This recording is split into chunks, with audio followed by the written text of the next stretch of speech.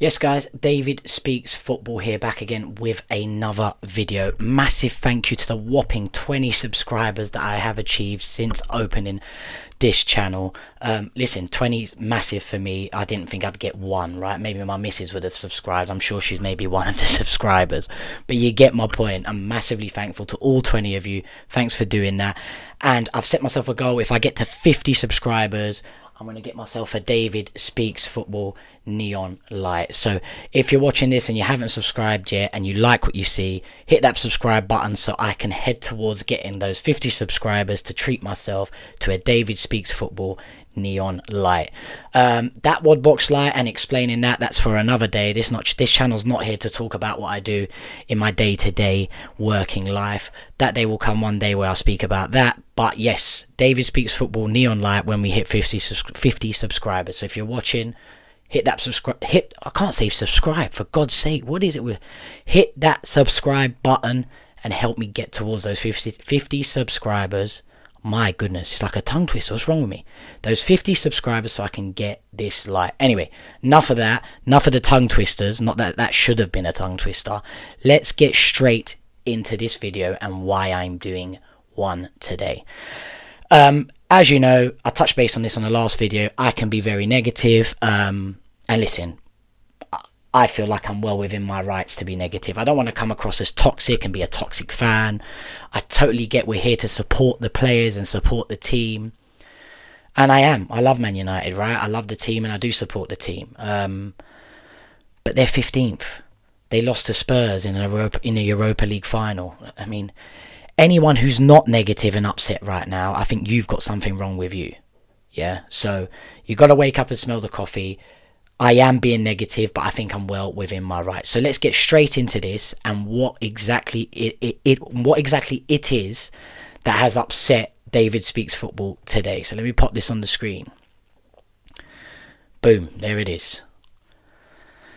Yoro and Maino have posted up, I don't know where they are, what they're doing.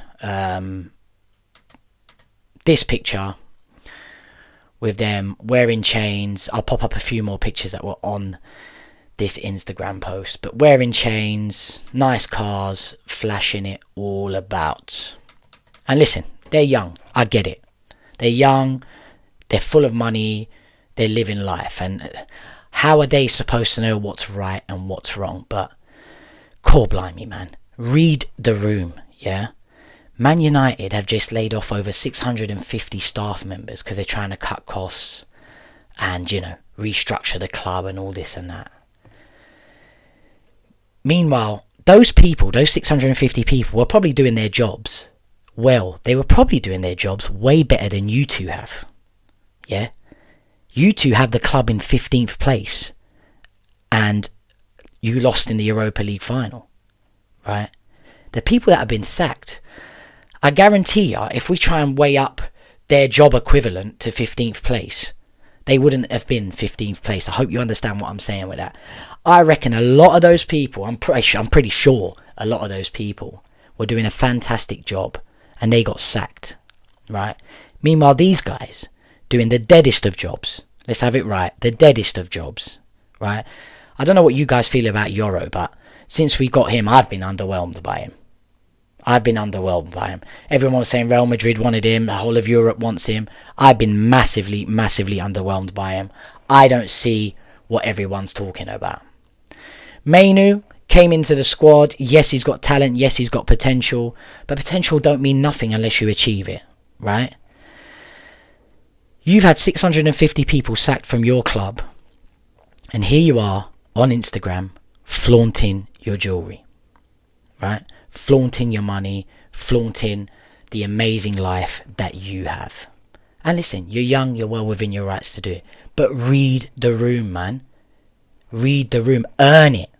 Earn the right to flaunt this stuff. Win the Premier League, win the Champions League, win the treble. Maybe get a chain with the trophy on it, yeah? Like, these people do not care about the club at all. At all. How can you not be embarrassed? How can you not be embarrassed to post this up knowing you're part of a team that finished 15th? Right? You know what's scary about this? These two are meant to be the future of the club. This is meant to be the future. Maybe I'm getting old, and maybe I've been brought up in a time where this is majorly wrong. This is just wrong. You're not performing. You finished 15th. I keep reiterating it because I don't want people to forget what's happened last season. Yeah, don't forget it. Don't let Acuna sign in and being linked with Mbeumo and all this stuff make you like forget and cloud your vision. We finished 15th and we lost to Spurs in the final, right? And we've got two of our future stars that the team's supposed to be built around, rocking stuff like this and doing stuff like this. Just unbelievable. And it doesn't bode well for the future of Man United at all. And listen, this is the culture. This is the culture we've got at the club. This is what the vibe is there, you know. This is just an absolute disgrace. And it's an even bigger disgrace because the wages, the money these guys make could probably pay for at least half of those staff that got sacked. You know what I mean? And here they are, just flaunting it. Where you've got these 650 people at home, maybe can't get a job, maybe struggling to pay their bills, struggling to pay their mortgage. Mate, I'm working day and night at the moment because, listen, I'm going to keep it real. This is a football channel, but I'm going to keep it real. My mortgage went up by like £500 a month, right? My gas and electric has gone up like madness. The council tax has gone up like madness and they're doing less for me, right? It's hard out here. It is majorly hard out here. We're doing what we can do, right? To make it work, to make it survive. Everyone's got their trials and tribulations. But 650 people got sacked from your club, right? And you're there posting stuff like this.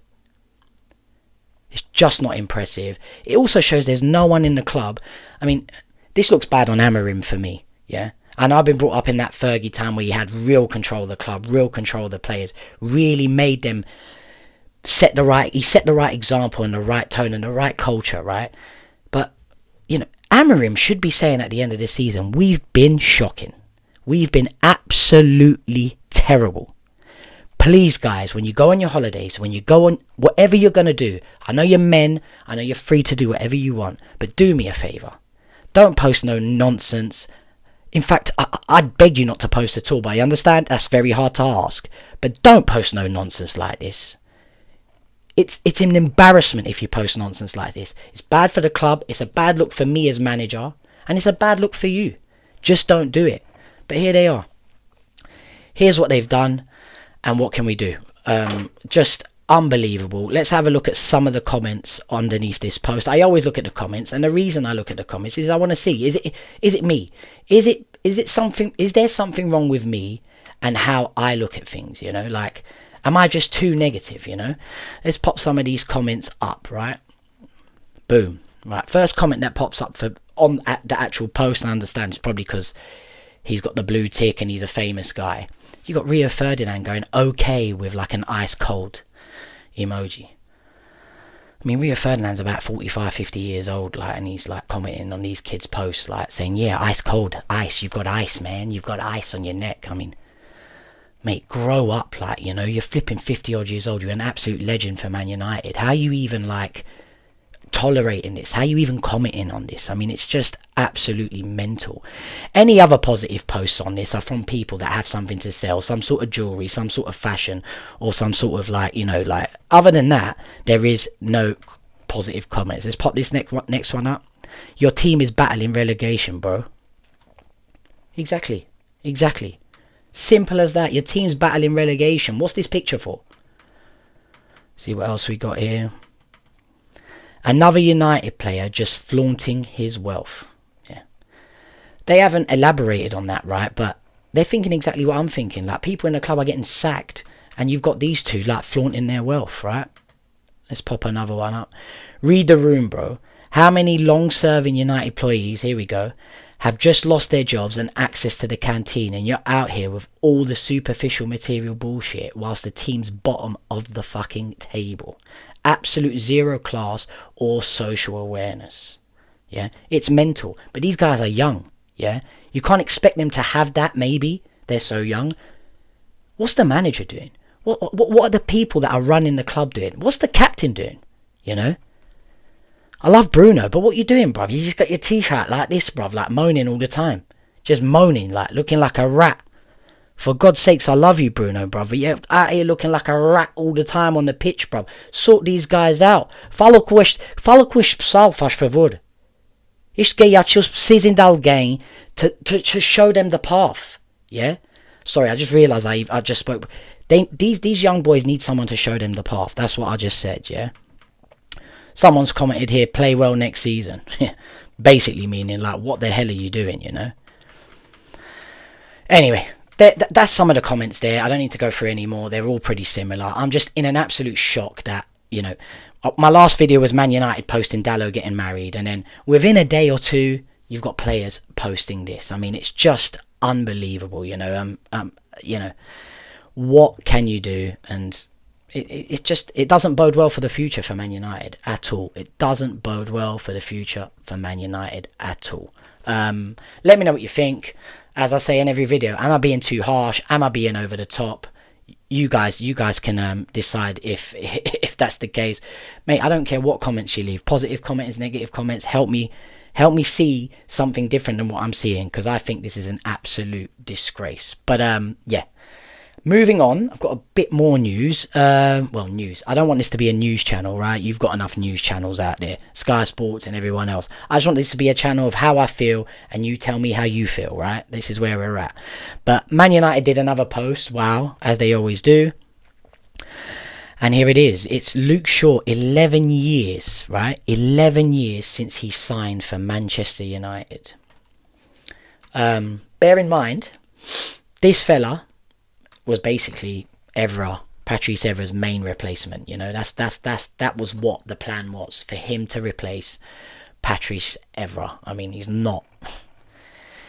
Again, I hate using the word potential, because that's all that seems to happen. Like, he's shown potential when he's fit. He's shown he's a great player, but I mean, you can't even use that word great. People throw that word around now. I've just thrown it around. He couldn't even sit next to Patrice Evra, you know, nowhere near him. 11 years at the club, right? 11 years at the club. Let's pop up and see what he's achieved at the club in those 11 years, right? Here we go. FA Community Shield 2016, UEFA Europa League winner in 2016-2017, runner-up in 2020 and 2024, obviously just now. That was with Oli and Ten Hag, but won it with Jose Mourinho. That's a separate video. We should never have sacked Jose Mourinho. Never. We wouldn't have won the Premier League or whatever. God knows. That's another argument and another video. But we wouldn't be where we are now, right? But anyway, and an FA Cup winner. Individual awards. Let's pop this up. Sir Matt Busby Player of the Year. All right. Players Player of the Year and PFA Premier League Team of the Year. All right. I mean, not bad, right? Not bad. Could have been much better. And I'm sure when we signed him to replace Patrice Evra overall, we thought he thought and we thought he would have a Premier League at the very least. He's played 275 games. I checked this earlier. 275 appearances in those 11 years, right? And that averages over 11 years 25 games a season, right? To give you context, you might think, oh, that's all right, that's quite a lot. Man United played 58 games last year, so he doesn't even play half the games over the 11 years since we signed him. So not the greatest of signings. It's been underwhelming, to say the least. Luke Shaw, like I said, on his day he does show glimpses and he is fantastic, but we need to majorly move on and sign someone to be that Patrice Evra eventually for Man United. Moving on, in some other news, last little bit. Again, I said I don't want it to be a news channel, but it is relevant to what I want to say, right? Bear with me, just getting this up on here. Here we go. Look, one of the main worries for me, I've brought this up, right? The goalkeeper and the striker. It seems that Emiliano Martinez, I've just popped this up on the screen now, is being linked with Man United for 40 million, which is crazy money, really. But listen, it's not my money. They can figure that out. Listen, this would be positive, right? I know what he did in the last game of the season against us was just, crazy, right? What he did to get sent off and lose Villa the game, basically. But listen, anyone's an upgrade on Onana. I took the piss in my last video saying Arsenal have just signed Kepa, and I laughed at it. Mate, Kepa's an improvement to Onana 10 times. Right? I only made that joke because that's not what Arsenal need right now. Arsenal need their Sesko, their Gyökeres, or whoever they're being linked with to be that main striker. Last thing they need is to get Kepa, right? But jokes aside, it shows where we are in levels at the moment. Their second goalkeeper would be a huge improvement on our squad and our team. How sad is that, right? So if we can manage to get Emi Martinez, already it's looking way better for Man United next season. Onana has been a disaster signing. Right? I've said this in a previous video. He's almost got us relegated. This signing has had the most significant impact on our club. And I'm weighing this up, both positive impact and negative impact. Even the most positive signing we've ever had, I think his negativity, like as in how bad he's been, and the impact he's had on our team, and where he's taken our team, has been that major. I'd put him above any positive signing. He has been shocking, right? We got him, right? Quickly on this. We got him to pass out from the back. The geezer can't pass out from the back. We got him for distribution, long distribution also. The guy keeps kicking the ball out. He's shocking. He's big, he's strong. He can't come and claim a ball from a corner, right? We got him from all of these things, and he can't even do those things. Now, the basics of a goalkeeper, save the ball. Oh my God. Impossible. I think there must be outfield players. There may be outfield players that can make better saves than he does, yeah. That would be better in goal than he is. I'm trying to think of the player that went in goal for Man United years ago. I think it was John O'Shea. Because we had an injured goalie, whatever. Mate, he'd be better than Onana. Right? We got him for all these reasons. Distribution, passing the ball out. He has been shocked. He can't do any of those things, and he can't even save the ball. I mean, you kick it low, you kick it high, you kick it at him. He's completely lost. I touched on Luke Shaw earlier. I'm touching on him now. Those two are the two reasons we lost the Europa League final. Luke Shaw's own goal and Onana completely flapping. So, shows where we're at and shows how quickly we need to move on. Anyway, this video is getting a bit long. I want them to be short and sweet because I do the long podcast with Dan Laguna, which I'm going to do one next week. Final point I want to make here, and it's just popped up earlier as I was making this video.